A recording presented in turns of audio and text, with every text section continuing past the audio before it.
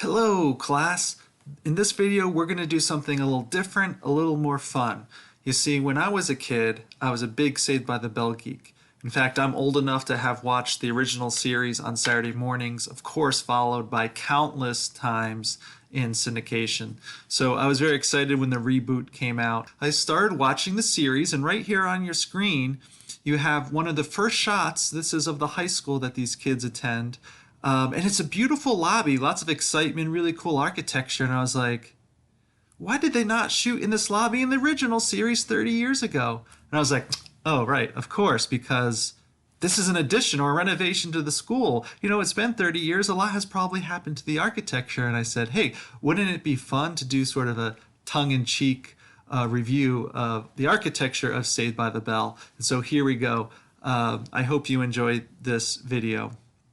You know, of course, in the original series, the hallway of Saved by the Bell is probably where most of the filming has happened. And we see the hallway over here on the left-hand side, followed by a shot over here on the right. Clearly, it's the same building. But I do want to point out some of the new features that they've added to this school. Now, so one of the things you can see is they sort of added around the lockers some stone around here. I'm going to call this sort of a resilient wall surface, which really happens a lot in schools because schools have kids in them. They can be very off. I mean, look at over here. They were running obstacle courses in the hallway. Of course, things are going to get damaged, right? So good use of money here to add a little bit of resilient material. You know, if this is Screech's head here, if this went into the wall, if it was drywall, boom, right through. But the stone's going to last. Screech might need to go to the hospital, but the building's going to be in good shape. So I think that was a wise investment on their money there by the School of Bayside. Now, there's some other subtle changes here too. We see actually the lockers here, they're actually double lockers, so they're cut halfway through. There's lockers on the top and lockers on the bottom in all of these cases. In the original series, we can see that they have full height lockers, right? Here's the lockers over here. And if you guys recall, I mean, how many times did Screech get shoved into the locker during the series? I mean, other students also continually hid in there. There are places to avoid the principal and all these things. So again, good move on the account of administration to put in half height lockers. I'm sure it really reduces the amount of time students are either being shoved into those lockers or hiding in those lockers or whatnot. I think also, fortunately, since in the reboot we see that they invite a whole new school in to join, they've I know close to double the student body. Fortunately, these lockers were available for them to do that, so that was good on their part.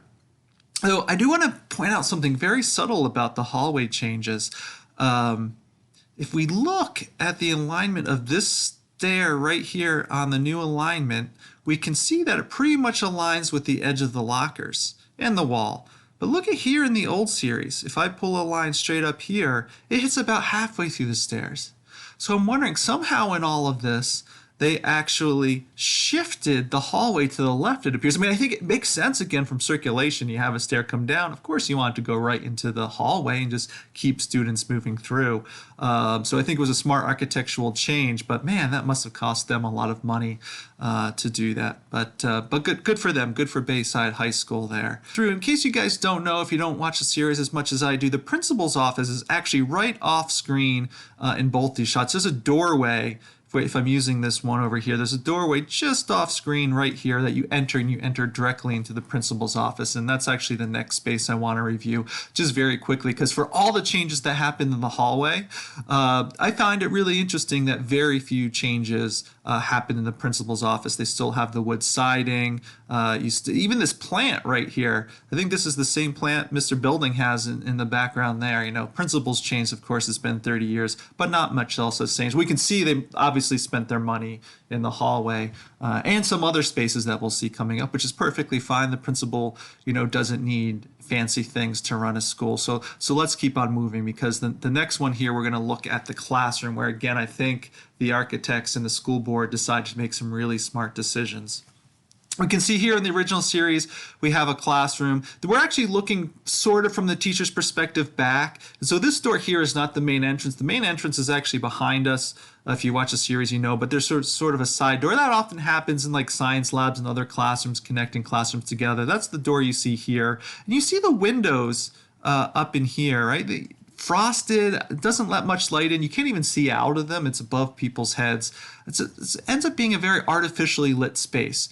Not what we would consider the best for public education these days. Here we go. Here's another classroom. It's probably not the same classroom they shot in because we can see the doors on the opposite side here, but clearly it's in the same building. And we can see the big changes they made. Windows. Look at these beautiful windows. I mean, if you're in California, why not be able to look out, let the light in, reduce energy costs? People learn better in lit atmospheres like that. So it just makes so much sense. So again, I'm sure again that wasn't a cheap renovation that they had to make, but it was probably worth the money. So good job on the architectural change. You can just look at the lighting quality between these two images. Clearly one is better than the other, and these kids are lucky to go to school here.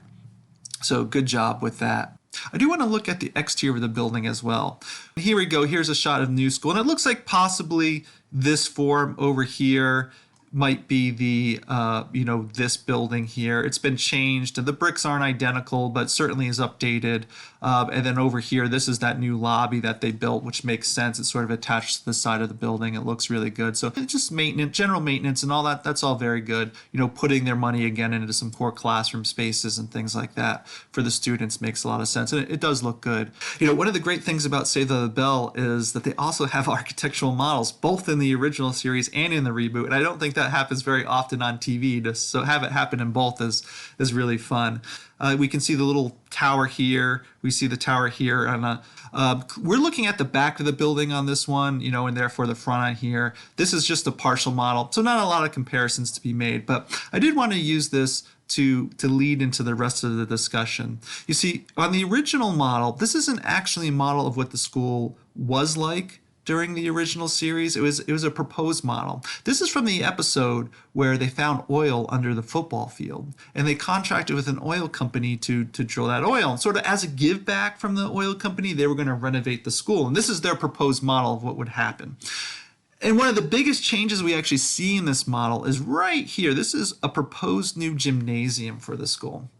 These changes over here, if you remember the episode, they were never made. There was a oil spill, they killed some beloved animals, and they decided that it wasn't right to drill for oil in a high school setting. So these changes weren't made. But I'm going to jump over here to the next slide, which is the gymnasium, because arguably this is the biggest change. Over here on the left, we see the reboot. Look at this gym. I mean, it's tiny. There's no bleachers. All the people are standing around. I don't think you could fit a basketball court in here. Maybe they played basketball outside. After all, it is California. But we can see obviously why the oil company focused on building them a new gymnasium as part of their give back. They certainly needed one. And while they didn't do those changes originally 30 years ago, obviously in the intermediate time, they have built a new gym. Finally have the gym Bayside deserves. It's big. It's got bleachers. It clearly has basketball courts. We can see the hoops here and here.